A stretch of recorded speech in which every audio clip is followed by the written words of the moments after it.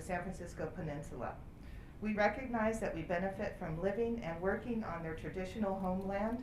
As uninvited guests, we affirm their sovereign rights as First Peoples and wish to pay our respects to the ancestors, elders, and relatives of the Ramaytush community. If you're online, check in the chat to find out what territory you're joining us from today. Also go to sftl.org to see how the library is celebrating First Person, our Native American Heritage celebration. So before we get started with our conversation, which we are all very excited to talk about today, I also want to thank our partners at the Museum of the African Diaspora, MOAB, for helping us host this event, and where you can also find a copy of Dr. Norris's book for purchase on their online bookstore. We also wanted to let you know about some upcoming events we're sponsoring through the center and at the library. Tomorrow, in person and online in the Correct downstairs, we're going to have Kimberly Cox Marshall, who is the daughter of Field Marshal Don Cox of the Black Panther Party, along with Steve Wasserman, Heyday's publisher and executive director, to discuss the legacy of Don Cox and the Black Panther Party in the new book, Making Revolution. Cox was in charge of gun running and planning armed attacks for the Panthers in San Francisco and in the Bay Area, so it's a very interesting book and should be also an interesting conversation. Wednesday, online, we are also going to be having Kevin Simmons, who will read from his new book, The Monster I Am Today, Leontine Price, and A Life in Verse. He will be joined by poets Valletta Brinson, James Kadnick, and Deborah Major, and that's online Wednesday, November 10th at 7 p.m. That's a program sponsored in partnership with the Hormel Center, our LGBTQIA center, which is just across the way here on the 3rd floor. And now to our main event.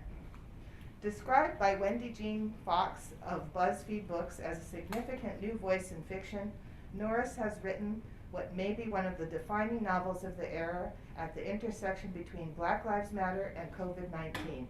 And by Michael Datcher as a potent cocktail of lyrical dexterity, societal critique, and fascinating characters, The Confession of Copeland Cane brings to mind Ishmael Reed's classic Mumbo Jumbo.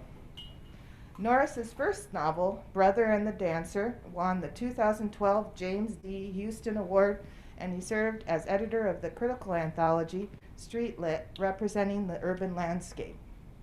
He's been a fellow with Yerba Buena Center for the Arts, the Callaloo Writers Workshop, and the Public Voices program. His editorials and essays have appeared in the Los Angeles Times and the Los Angeles Review of Books, Alta, LitHub, Literature and Remezcla, sorry, I probably mispronounced that. Norris teaches American literature and creative writing at San Jose State University. He'll be interviewed today by Natalie Enright, the librarian for the African American Center. And without further ado, I'd like to welcome Dr. Keenan Norris and Natalie Enright. Yay! Thank you, Shauna. Thank you, everyone, for being here. To everyone online who's joining us, welcome as well. And of course, Dr. Norris, thank you for being here today. We're going to, well, I'm really excited. I'm really excited to jump into my questions, but first, I thought we would do a reading from the book, if you don't mind. Right. Thank you, and I also want to thank everybody here. So I'm going to read first from the very start of the book. For those who have read the book or know something about it, you know that the book is a kind of correspondence, a kind of oral correspondence between two characters, Copeland Cane, the eponymous main character, protagonist of the story, and Jacqueline, his friend, high school associate, and journalism major 1 year ahead of him. He's not in college. She is 1 year ahead of him in the educational track. So the book begins with Jacqueline. Don't worry about who I am. Like Copeland would say, don't vex, or do it on your own time. And about yourself, don't vex me. I have enough to worry about all by myself. I stayed up all night last night with my thoughts, And on this sleepless morning, they are still with me. Maybe I should say yes, yes, I'll make this recording and risk my reputation and possibly my freedom in the process. Or maybe I should tell him to turn himself in, make sure to text it to him, put it in writing so that law enforcement doesn't go getting its black people confused. Who am I? I could say more about myself, but it would only reveal my methods of misdirection. The real tell is what I decide to do with this dilemma that boy has decided to drop into my voicemail like an orphan child onto my doorstep. If I put my student journalist suit on, there's no way I can say no to the wailing child. Not when his story has all but knocked on my door and asked me to tell it. Not when his story could make my career before I've even made it out of college. And all I have to do is hit record? That's a question, not a statement. That's all I have to do? I have no idea what to do, let alone what comes next. Only the Cope's got to talk to someone, got to tell his story to someone. To everyone? After all, law enforcement, via So Clear, has wasted no time telling theirs. Early reports indicate that the remaining fugitive is a male between ages 15 and 25, African American, athletic build, has a history of criminal behavior as a juvenile. Investigators are reviewing his records. A second bulletin states that if he does not turn himself in before their next scheduled briefing in 2 days' time, that they will bring charges. They might charge a single individual or multiple persons, maybe with one crime, maybe with multiple crimes. The public wants answers, so apparently everything is on the table. The timetable is even on the table. Charges might come sooner. One part of me doesn't want to involve myself in this. Another tells me that I'm already involved, that there's no way not to be involved. Maybe being black means there is no means of escape. I'm always implicated, even when I have no connection to the crime, even when it's only my heart that keeps me here thinking, questioning, fighting myself over freedom. That boy, he's out there phoning me like fear of arrest doesn't factor into his equation, like fear is foreign to him, which I know it's not. Maybe he knows something I don't and has figured out how to evade the police and the news, but I doubt it. As for me, I'm careful beyond careful not to state whether I'm contemplating my innocence in a studio apartment, or a small condo, or a townhome, or a student hostel. And my city shall remain undisclosed, thank you. I police myself better than the police ever could. Here, how about I play detective on myself, interrogate my own imagination? Where might I be? How about an unaccounted for New York City cellar? Underground, literally. Like Cope's phone, I'm old school. I testify under penalty of perjury that I am me and the far side is on the phonograph. I'm smoking the finest California kush, so good they might recriminalize it. Meanwhile, I've strung LED lights across the perimeter of the ceiling to illumine me to myself. That story makes more sense than the other one repeating itself in my thoughts. That story is the one where I tell Copeland to play it safe, turn himself in, and prove his innocence in court. As soon as that story starts to take hold, and make my mind up to call him back and tell him what to do, I hear laughter, loud, deep laughter. I'm laughing, but it's not my laugh, not my tenor at all that I'm hearing. It's something from the insides of the city instead, a boy laughing through the streets in my body so loudly that all I can hear is him, and his laughing becomes crying and crying becomes testifying, and he calls out through me, to me, "Ain't shit safe, girl." And that leads into Cope's first section. I just want to read the very start of this as well. They already arrested Keisha Free and DeMichael, snatched them up easy because So Clear done searched out they location. Then law enforcement did that criminal contact tracing thing. Followed them from their phones and whatnot, bagged them up. As long as we're talking technology, boss, you might as well know my audio comes to you unencrypted in this bootleg old Presage voice app, the most off-brand, unheard of cell phone app you will ever encounter. It calls itself the Cayman Island apps. Don't ask me how I got this mess on my phone. It's all yours truly got to work with right now, so you might have to trust me on this one. even if you're not trying to trust this technology. Real talk, Jack. I only ask that the people hear me all the way out. It won't jeopardize y'all no kind of way, except maybe in y'all's feelings. I can't tell you about your heart, Jack, but I'm gonna tell you what's in minds. Nobody want to hear why shit hit such a swerve and went so left, but the fact is it was all kind of facts done built up to the one big fact. Excuse me, edit that, the one pivotal incident that everybody and their mama cares so much about. The crime in question, the weed that worked its way up from spoiled soil to choke the chief gardener. Now I'm giving testimony the only way I know how, without having Mr. Miranda's rights read to me. I'm making a real record right now, not just how that man got, but about everything that got me here. Copeland Cane, the alleged accomplice, the fugitive, the ghost, the rabbit, the radiated, remediated, medicated, incarcerated, the child who fell out of colored people time, and into America. The whole deal, to go against the apex predator they steady creating me into on the news feed every 5 minutes. And fair warning, I tend to tell 3 stories to tell one and get sidetracked sometimes. But I'm gonna try and not do that shit.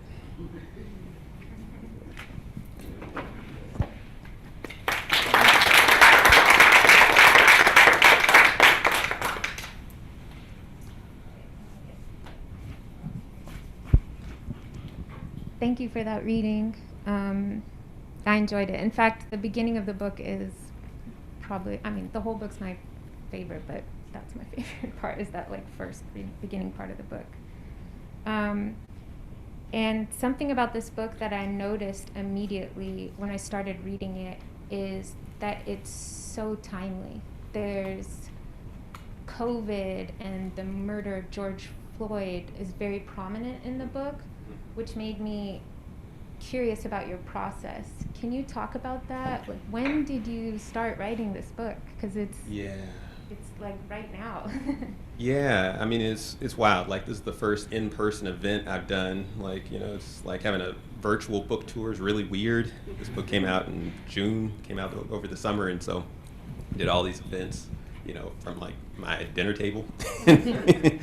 I started writing this book in 2015. So quite a while ago.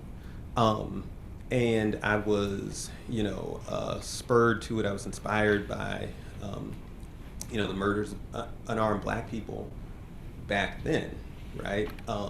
And going back long before that.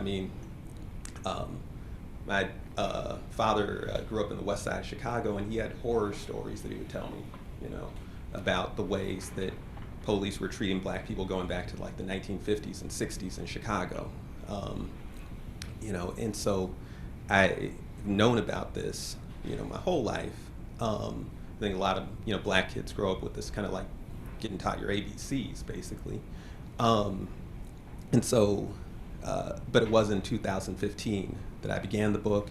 I was also really, I remember I wrote the initial 30 or 40 pages just under kind of initial rush of inspiration. For those in the audience who are writers, you know how when you first just kind of get lit up to write something, you can jump into it and get pretty far, but then you need more to get past that. You need structure and all that good stuff.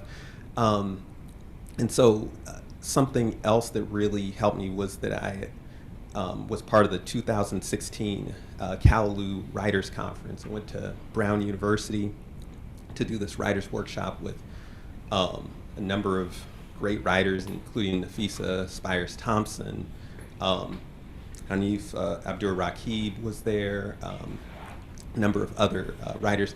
Callaloo Writers Workshop is an African diaspora writers workshop, and so having the blessing of those writers, right, getting that kind of go ahead really inspired me as well. When you're thinking though about the presence of these, very contemporary 2020, 2021, life circumstances, the ghetto flu of the book, which has obvious resonance with COVID. When you're thinking about the fires that haunt the book, that haunt us here. Some of that was already in the book, long before 2020, because one, environmental injustice, differential health impacts, didn't start with COVID, but were here long before that. So it didn't, frankly, it didn't take a lot of imagination to make that part of the story. And it was always like really crazy to me. I know you have a later question that kind of touches on this, so I won't go too deep into it, but it was always crazy to me, like the kind of liberalism of the Bay Area contrasted with the kind of crazy, just depending on where you live in the city or in different parts of the Bay, the difference in your vulnerability, your exposure to all kinds of environmental hazards, that was, just learning about the different parts of the Bay. I've lived here for about 20 years. I'm from Southern California. But, like that really had impressed itself on me way before 2020, right? And so in so many ways, 2020 just reinforced and deepened and kind of put names to things that were already, going on. And I really wanted, long before 2020, to find a way to write dramatically about the undramatic processes of, like the slow death of, of exposure to, toxic Superfund sites and, all the other, indicia of environmental injustice. And so that the fires, obviously, the masks were, we were wearing masks before 2020, all of us here. If you're in the Bay Area in 2018, you were wearing masks already. So, yeah, I wish I could say I had more imagination or I had like a crystal ball or something, but I was just like walking around. And then I want to ask you about location. The book takes place in deep East Oakland, and Cope's neighborhood, the Rockwood, his apartment complex, they all felt like a character to me, while I was reading this. But these are also places that even Cope himself talks about. They're not mentioned in the news. Even when big events, at one point in the book, there's a fire of a barbershop, and he's like, it's not even in the news. Mm-hmm. So why set the book there? Why East Oakland and a place that maybe, even people in the Bay Area, they know about or they've heard about it, but they don't really know about it. You could have chose anywhere. So why there? And then also why in the near future and not exactly in this moment? Yeah, thank you. Wonderful question. As you said, right, East Oakland's a place that people, not just in the Bay, but I think around the country have heard of. A lot of that's probably because of rap music and whatnot, but for whatever reasons, right, it's one of these kind of, it's like one of the American, or it's understood as, in the popular culture, one of the American ghettos that people just know about, but people haven't necessarily been there. They don't know how, like, economically diverse, for example, East Oakland is, or East Oakland's like half of Oakland, right? So it's not just, a kind of lower income community, right? So I wanted to set it there because of that. I also, there is this way that I remember, back in 2006, 2007, there was a big crime wave, and there, were a lot of people getting shot, and it wouldn't be in the news. Like you go to the barber shop and hear about, somebody got shot over here, and like it wouldn't, wasn't reported anywhere. And so that really struck me, and really had resonance with the way that back in the day, before the civil rights movement, the murder of black people was not in the mainstream newspapers did not report on it. It was like publishing industry rule, basically, or newspaper industry rule, that black newspapers reported on that, and mainstream newspapers didn't. And so that struck me. And then in terms of its setting not in the present but in the near future,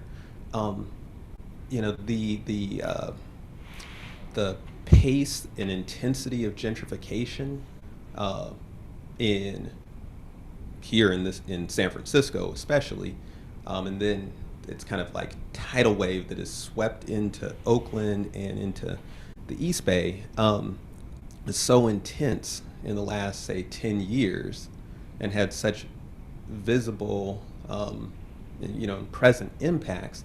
I just wanted to like take a situation that was damn near close to what is, exactly what is now, where people could recognize, all the, like the street names, the everything that's, the slang, et cetera, et cetera.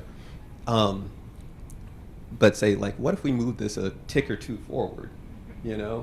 What is Oakland going to be like in 10 years? For those who are familiar with Oakland, like, obviously, like the near west side of Oakland, downtown definitely, the north side of Oakland are very gentrified. East Oakland, not so much, right? But how hard is it to imagine East Oakland, right, getting hugely gentrified? And I don't mean like, in the 10s and the 20s. I mean like out to the 80s and 90s, right? Is that so hard to, to imagine? Think about San Francisco, 20, 30, 40 years ago, right? So, I don't know. I was just sort of, I'm like a writer, so I'm kind of a troublemaker. So I just like, let's do this. Let's see. So, yeah. I like that. I felt like it felt like a scene from like a science fiction book, when Copeland is on Treasure Island getting swallowed up by toxic soil. Yeah. But in reality, it's not really fiction when you learn about places like Treasure Island, and there's other places like that in the Bay Area and around the United States too, and so there's definitely this environmental injustice theme that I saw throughout the book, which was very interesting to me, and I found myself thinking about these places. And how a place like Treasure Island, because everybody, when it comes up in the book, everyone has like a really adverse reaction to it when they comment on it. But it's not inherently toxic, right? Like humans did that.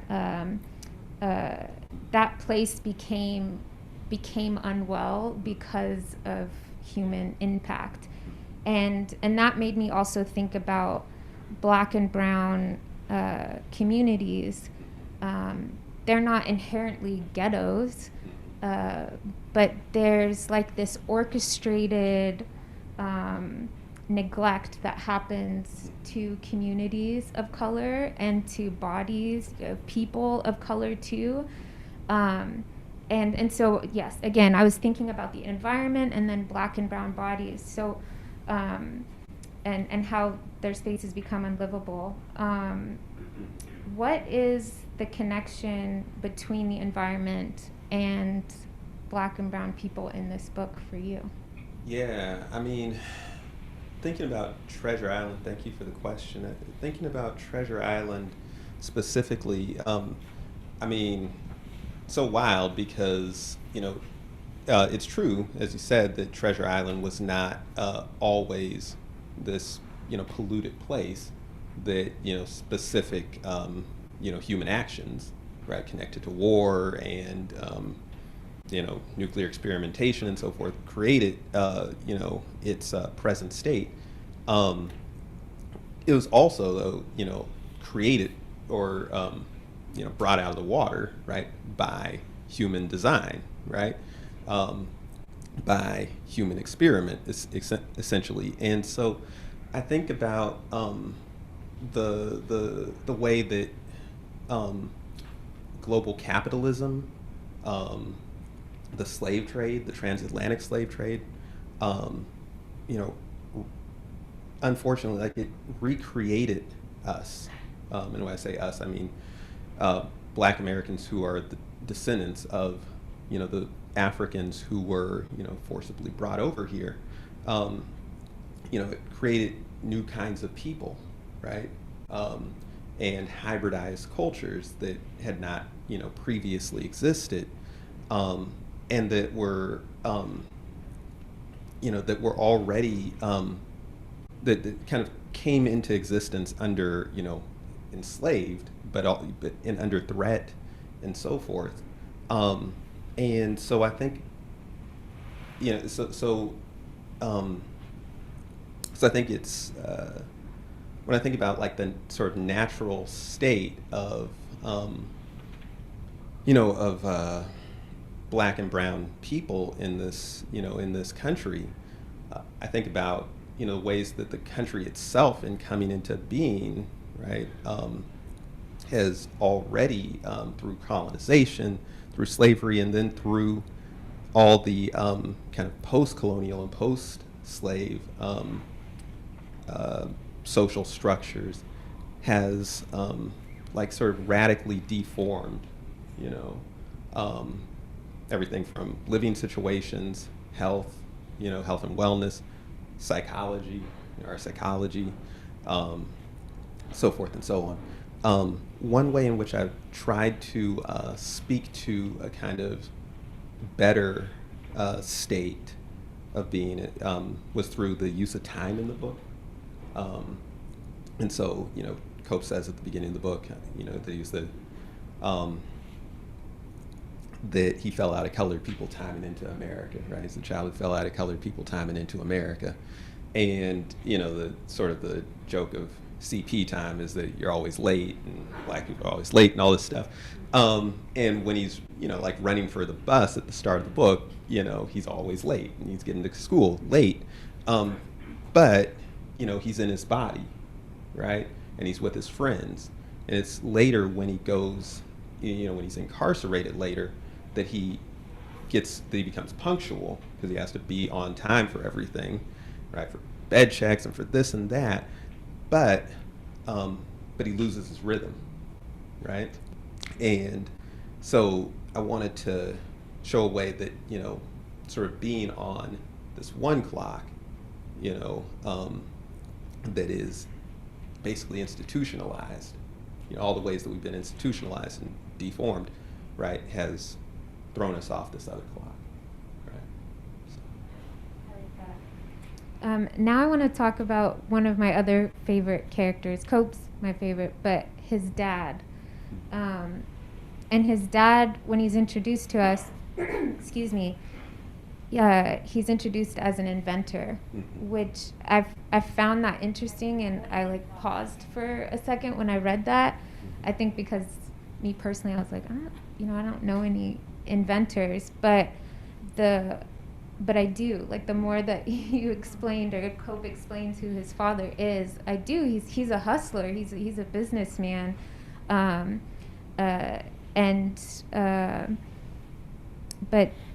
his hustles, I don't mean to. Well, he's unemployed. On paper, he's unemployed, and Cope describes it better than I can. But he's like, he just basically has a social security number. He has his government name and his social security number.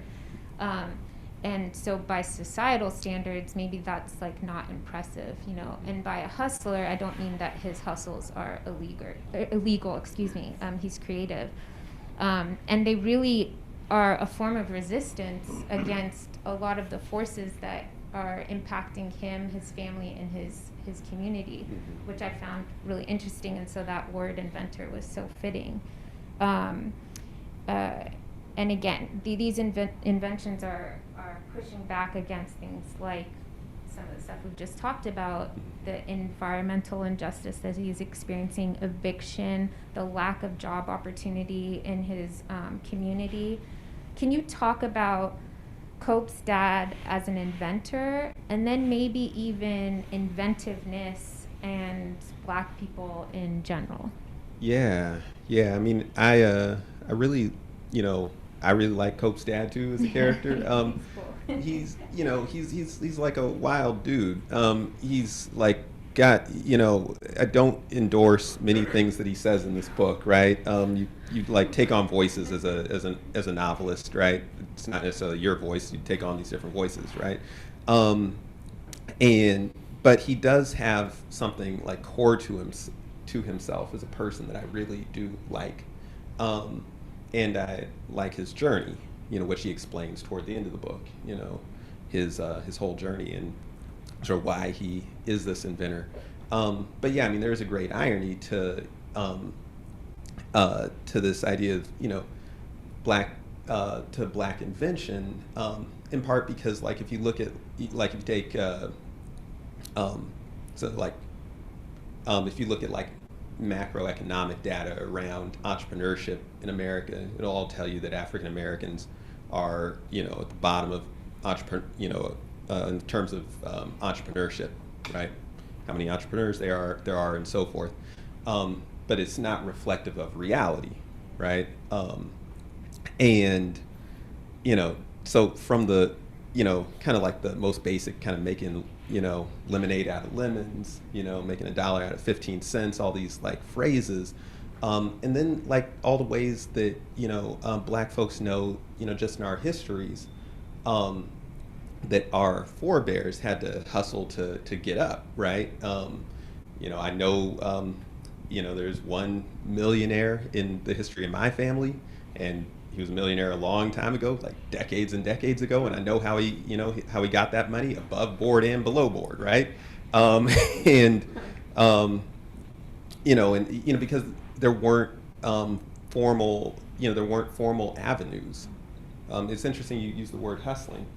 I know my dad, after he was expelled from Fresno State for protesting the war and some segregation issues in Fresno in 1970, and he lost his track scholarship and so forth. He eventually was able to get reinstated to the school, but his track career was over. And he told me that his mother told him that she, that he needed to drop out of school because he wasn't, gonna be able to, do track anymore. He wasn't gonna go to the Olympics and all this stuff, and he needed to start hustling. And she didn't mean drug dealing or anything. She meant like get 2 or 3 jobs, like go work at the factory, go work in the fields, do be a ghetto taxi man because the taxis didn't go into the hood like his dad had done.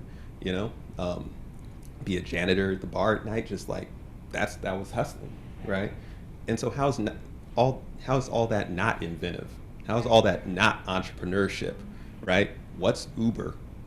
Like it's like that my gramps was Uber, 60 years ago, 70 years ago, right? There's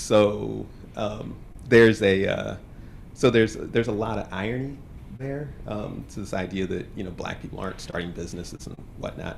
I also want to say that Cope says very early on that how could he be anything but an inventor? What with all the experiments we done had ran on us, right?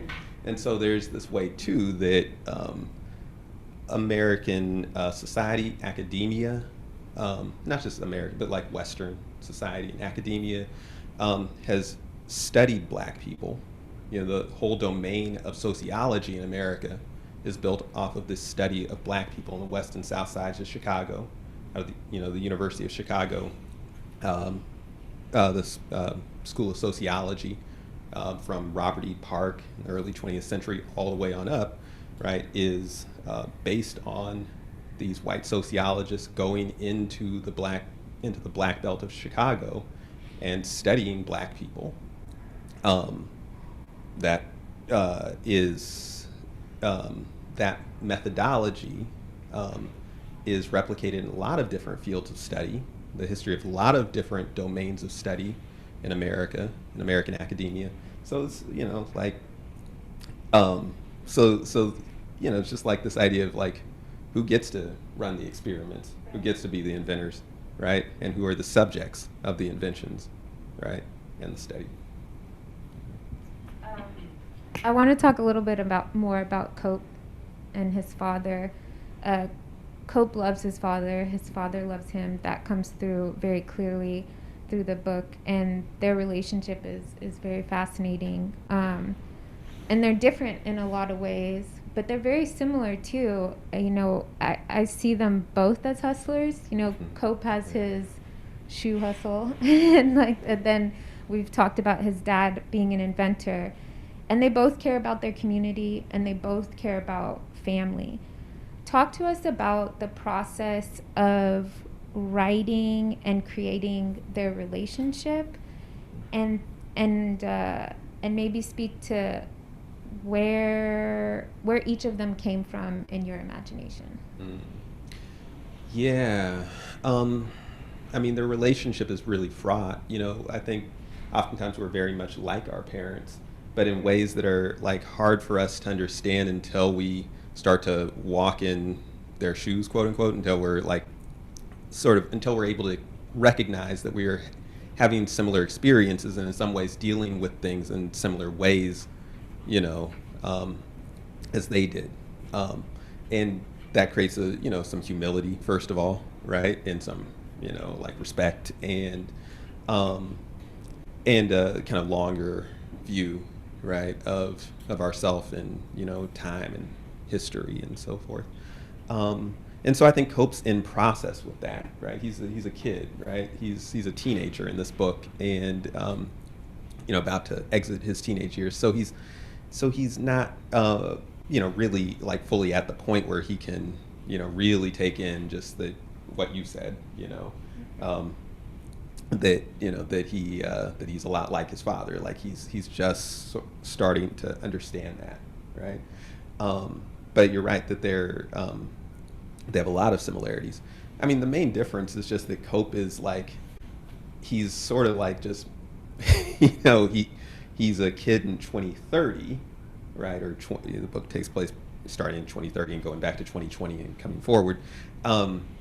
So he's like a kid in this modern world. He, he's got like, there are ways that Cope isn't going to, refer to people, that are, now properly understood as bigoted, or as insensitive, that, where his father, was, brought up in a different world, right, with different constructs and norms and so forth. I mean, those are their main differences. But frankly, at the deeper level of not what they say and how they say it, but what they believe, what they value, right? They're very similar, and so yeah. I mean, so I just wanted to kind of portray the intensity, and I think we oftentimes we feel that way about our parents, right, or our grandparents. We're like, why do they talk like that? Why are they saying that? I wish they, I wish they wouldn't, don't have her talk right now or whatever, and it's, so it's like problematic, I think, is like the really nice term we use for it. And so Cope's kind of embarrassed by his father, some of y'all are embarrassed by, by your forebears too, right? So I wanted to just portray that kind of angst and all that stuff going on. What was the second part of your question? Where did they come from in your imagination? Yeah. Well, I mean, just kind of going through that same process myself, as a young person and as an adult, and seeing it in other people too, seeing other young men, fall out with their fathers, reconcile with their fathers. So I've seen a lot of that in other people over the course of my life. So I think it comes from that. I'm also just like really kind of fascinated by these crazy black men. I'm like really interested in these people like LeVar Ball and, whomever else. Although, these guys are just like, who said we can't be entrepreneurs? Who said that, just because I don't have a college degree, or just because I don't talk right, that I can't, come and, be in this mix, right? And the kind of reaction to that. Like a lot of people being like, yeah, we said you couldn't be here, you know, right? Yeah, and so I think that I'm really interested in that. Gentrification is another big part of this book as well, and I really love the way Cope describes it. He says that he describes gentrification as aliens landing on East Oakland, which I thought was perfect. And his observations of gentrification, this force against his life, against his community, were so real to me. And for anyone who hasn't experienced it, he shows us how insidious it can be and how violent it can feel, and how slow and fast it happens all at the same time. And for me, while I was reading the book, this was most apparent when he's talking about the barbershops in his communities and how that changes over time. Talk to us about the importance of barbershops in his community, and like the importance of barbershops in his community, and like how their presence changes throughout the book. Okay, yeah, I mean, Cope goes through some phases with his barbershops in the first part of the book. And it really, to me, like the first 50 pages or so of the book is my favorite part of the book. I want to like briefly name check a book that some of y'all might not be familiar with, Saul Bellows, The Adventures of Augie March. I really loved the first 50 pages of that book, and I always wanted to write sort of a coming of age, beginning to a coming of age book that had something like that, you know, kind of flavor and that kind of energy. And I don't know that I'm not trying to compare myself to Saul Bellows, but I had, you know, just sort of the neighborhood stuff in the first part of that book is so cool. And so, I mean, in terms of the barbershops, I think, you know, you have this sort of just, I saw Trevor Noah earlier this week, it was, you know, like he has his daily show, and it was something that, you know, they were asking, you know, black people about some issue or another, and Trevor Noah was just like, man, it must be so hard to be a black barber, because, you know, not only do you have to cut people's hair, but you have to answer all these questions from these reporters every time every time there's some issue, they come to the black barber shop and just be asking all these questions. And so, so I mean, you have this sort of like idea of the black barber shop as the hush harbor, where, you know, black men are able to express themselves, to be funny, to be emotional. You know, they're like very cordoned spaces, not just with black men, but with men in general in America, where it's publicly acceptable, socially acceptable to be emotional. And so, so you have that kind of thing, but I also wanted to layer over it what's going on with the neighborhood, right? So you have like the Nation of Islam barbershop, right, which just closes down at one point, right? Then you have he calls it the heathen barbershop, you know, so the heathen barbershop. And I remember in, you know, the town I'm from, we, you know, had just like right across the street, we had like it was a Christian barbershop, but, you know, guys would come, you know, every day in like full suits and be playing gospel music, and right across the street you had the heathen barbershop, and everybody's always late, and, you know, they're just like smoking weed outside, and, you know, it was just, and so I wanted to, you know, capture something about the community and its multiplicity, right? And, you know, because I think, again, like there are all these stereotypes about a place like East Oakland, that it's just buck wild, you know, there's all this gang violence and so forth. And there are elevated levels of crime and violence and so forth, but you also have institutions like, you know, that are of all kinds of different types that are reflective of the whole like journey of black people in this diaspora, right? Throughout American history and throughout the whole history of the Americas, that are in every black neighborhood, right? If I could briefly say to one book that really beautifully shows this is Jamelle Brinkley's A Lucky Man, I really love that book too for its for its kind of panoramic view of the way that Black diaspora culture is expressed in a Black neighborhood in America. So. And staying on that topic of neighborhood and community, Cope, in an effort to clean his community or support his community, he ends up getting accused for trying to destroy it by community members, not outsiders, which I thought was really interesting.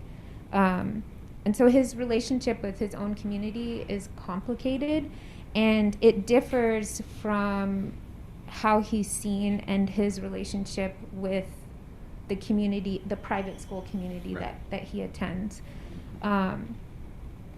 What was the importance of, or what is the importance of community in this book? And talk to us a little bit about Cope's relationship with both of those communities. Yeah, no, that's a great question, and one that I have not gotten yet.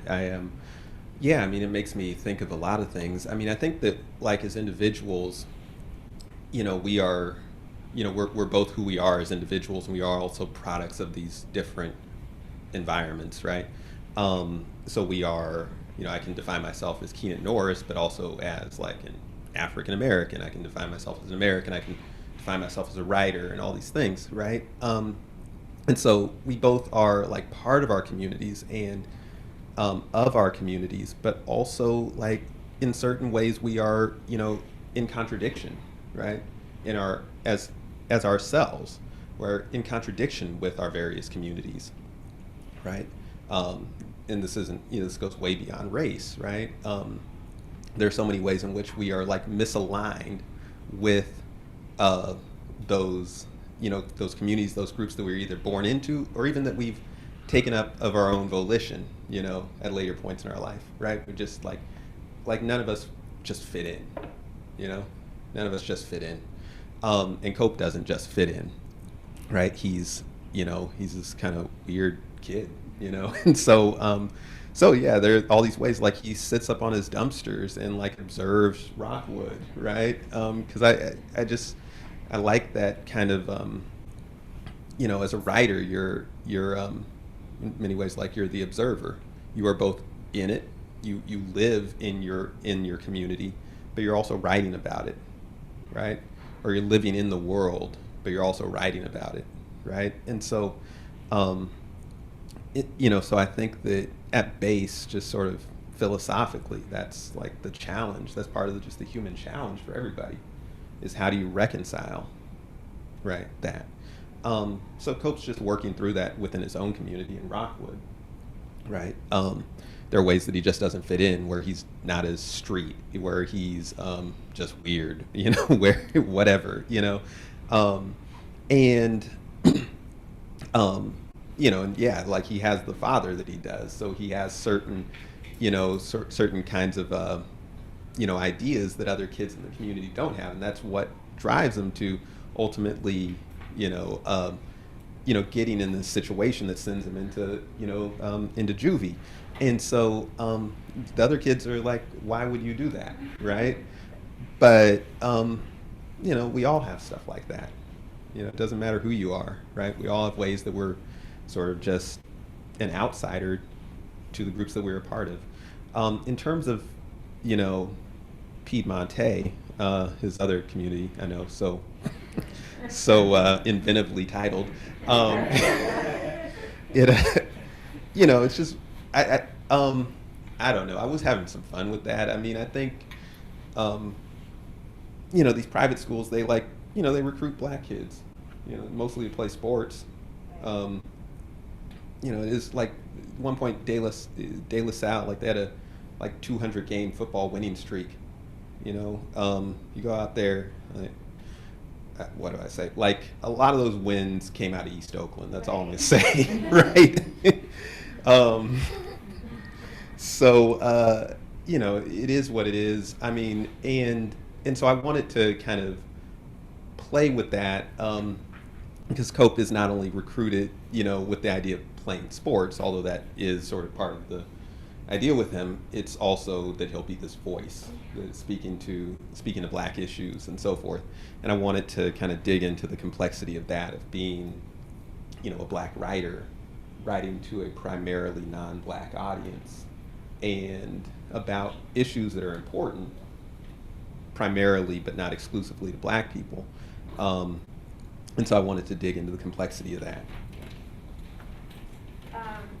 And because we're in the African American Center and we have the Black hair exhibit happening right now that's surrounding us, I want to talk a little bit about hair, hair in this book.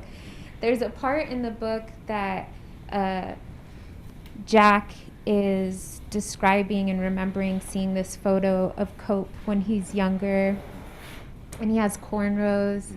And she describes it so affectionately, and she says, what does she say exactly? She says, oh, he looks like a very young and very innocent Allen Iverson, which made me chuckle while I was reading that, because, anybody that was familiar with Allen Iverson while he was playing basketball, the media almost always criticized him for wearing cornrows.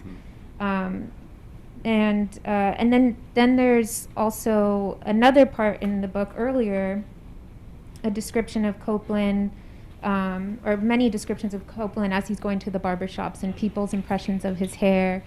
And these were moments for me that, and someone else said this, and I agree with them, that the book seemed so specific and universal. Those moments were very specific to Cope's experience, but I think as Black people, our hair is a point where we can connect with each other. It's a way that we can express ourselves creatively as individuals. It's also sometimes a point of trauma in our own personal stories.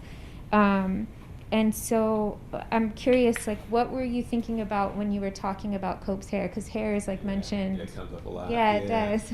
Yeah, I mean, first of all, I really want to congratulate you on this, on the hair exhibit here. And for those who haven't checked it out, the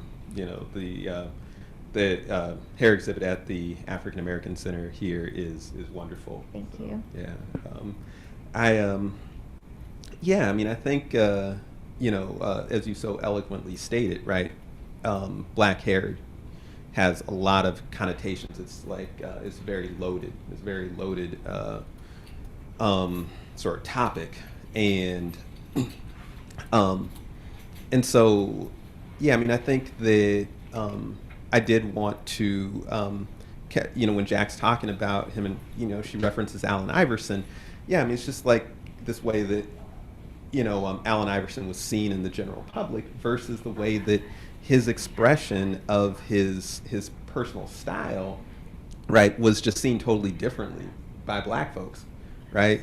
This is like now, like Black people and Black men are a lot freer with our hair than we were 20 years ago when Allen Iverson was rocking his cornrows and when he took the rows out and just had a big old afro and everything, and playing ball with that, and everybody's hair was, or not everybody, but vast majority, right? It just close fade, and so it I just wanted to kind of give a moment to that, and to the way she would see him and see, why she would make that reference. As far as the book and hair, I don't know. It's it is just sort of those barber shops, and his hair is just like it's a touchstone. Throughout the book. Also, when he goes to jail, right? He they cut his hair. And if you read Orlando Patterson's Slavery and Social Death, which is it's a comparative study of systems of slavery throughout world history, not just Black people being enslaved, but people peoples all over the world have been enslaved, obviously, right? One of the patterns that Patterson sees, right, is that they so often take people's hair, right? That's one, because you have control of your hair, right? Your hair is, your one of the ways you can express yourself, right? Your individuality. And so to take somebody's hair, right, to cut it off and not allow them to do anything with it is a very powerful gesture, right? It's a way of taking your identity. And so I also wanted to, so like you have all the early stuff in the book that's, around hair that's kind of wild and, a lot of it is a little silly. And then you have this like very violent taking away, right, of that. And I think Cope actually, he says something about that too. He says, anywhere they took your rights, they took your hair too. Which is, yeah, I like Cope. He knows. Yeah, he knows that. He knows what's up. And speaking of that, Cope, his voice is one of the many things I dig about him as a character, and I liked in this book. There's like an inconsistency with his language, and maybe some of that's because of the two worlds that he lives in with the private school and his own neighborhood. So he like code switches, and he does it so, I felt like so effortlessly and sometimes even really poetically. Can you talk about the importance of having a character in a book switch back from standard English to the language of his youth and his neighborhood, and the significance of putting that in writing in a book? Yeah, I mean, I think we're taught, again, I think there are probably some writers in the audience, and we're taught as writers that like voice in a book has to be consistent, right? But that doesn't really make sense. Because we're not consistent in the way we speak. I'm not talking right now the way I'd talk to you if we were just talking one-on-one, right? Context matters, not just text, right? And so, there was a talk I saw, the linguist John McWhorter, who is mostly known as like this black conservative, but whatever. Like he's a he's a very learned person, where he's talking about code switching, and he said code switching is only criticized with Black Americans for some reason. He goes through. I don't have the conversance with all these different cultures to speak to it in the way that he does. It's in his Google talk, though. He says that people all over the world, right, are code switching constantly. First of all, from like work to home, but crossing borders, different dialects, within a language and different regions and so forth. That people are constantly making these switches, right? And so Cope's just doing that, right? I hear Black Americans doing this all the time, right? I mean, I hear the same Black people who use like double negatives and say can't instead of can't, right? And all this, little stuff that probably a lot of people don't even hear, right? But we do. Also speaking, like proper English, like they're not like mutually exclusive of one another. And so, like Cope's read, he's read books. He's, he's acquainted enough with formal English to speak it, or to write it, but it's not how he just talk. If he's just like, letting loose, So I just thought it was more realistic, honestly, to write the book like that. Yeah, I like that. Well, I have like 500 more questions, but we don't have that much time. I did want to give a chance to open it up to the audience here and also online. If there are any questions from people, I don't know, Anissa, do we have questions online? Just some really nice comments. Yay! I did that. Did anybody have questions for Keenan? So it seems like it's really made, like you've been able to meld parts of your life together, like being a literature professor and writing this book, because I've never heard anybody reference Saul Bellows. Yeah. For a book that's being published now. I mean, people know who he is and Sure. everything, but, Yeah, yeah. but it doesn't, a lot of people don't make that connection. Mm-hmm. As well as the reference, I think, if I heard it right, to Invisible Man. Mm-hmm. Yeah. So do you feel like people who read a lot of books have more hope in terms of building our society back up again, which I think is our task for the next 10 years? I mean, I don't know. I mean, I think that it's a great question, and Ellison and Bellow, of course, were great literary friends, right? And so, they were inspiring each other. But yeah, I mean, I think what reading books does is, it's a more extended, contemplation of somebody else's mind, their imagination, their story, than pretty much anything else. Like, it's very intimate, because the reader brings something. Right, it's to- and interactive, the reader yeah. learns something in the length of the book, Mm-hmm. but that you can't learn from a Wikipedia page. Oh, So absolutely. it's like you can get a lot of information about. I will say this. I mean, I think that one thing that I believe would, make all of us better as individuals and make our society better by extension would be to know more about each other, right? And I think that, again, the kind of vocation of reading, does, at its base, it's about sitting with somebody else's mind, for a long period of time, not for like the space of a song or a movie, but for a long time.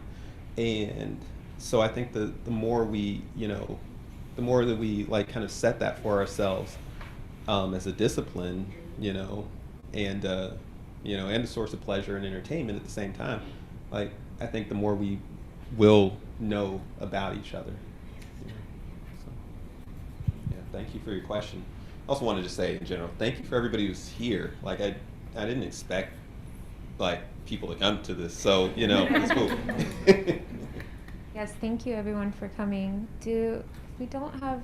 I have an online question. Oh, okay.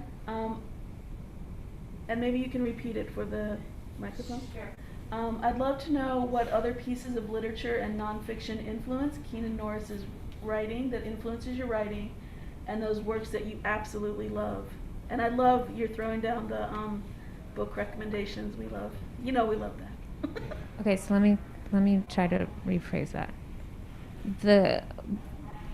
They love the book list that you gave throughout the talk, and then they're interested in What other literature influences you? what other literature influences Okay. you, And what you absolutely are loving right now.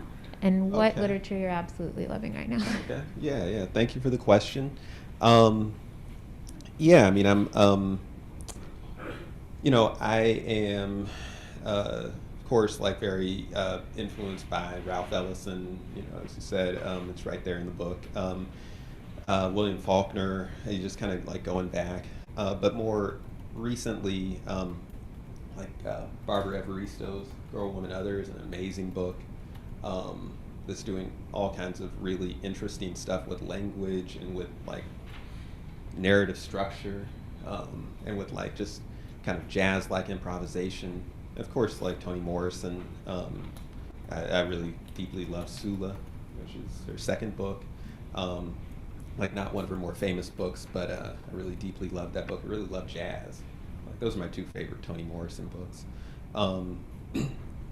Yeah, I mean, right now I'm reading Anthony Viasnaso's After Parties. Anthony Viasnaso, one of my roles at San Jose State is that I'm the coordinator of the Steinbeck Fellows program, where we give fellowships to 6 writers every year to help them with their, continuing their writing. Anthony unfortunately died last year during his fellowship, but he wrote this brilliant book that is, really being acclaimed, all over the place. And so I wasn't the program coordinator last year, so I'm just introducing myself to his work. Cambodian American writer, whose work is set in the Central Valley, in California Central Valley. Yeah, that's one of those tough questions, just because it's like, it's like you can never remember, and just, I also write a lot of essays. Rebecca Solnit, who's another Bay Area-based writer, really love her writing. I could go on and on. Walter Mosley, many people. Thank you.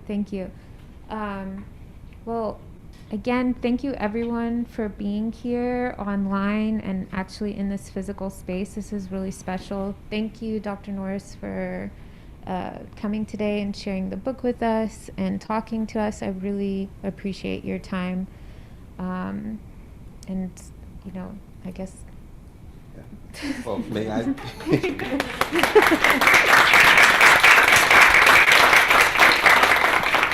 If I may, real quickly, I just want to thank you for inviting me, and for interviewing me, and for really bringing all this together. And again, thank you to everybody who's here.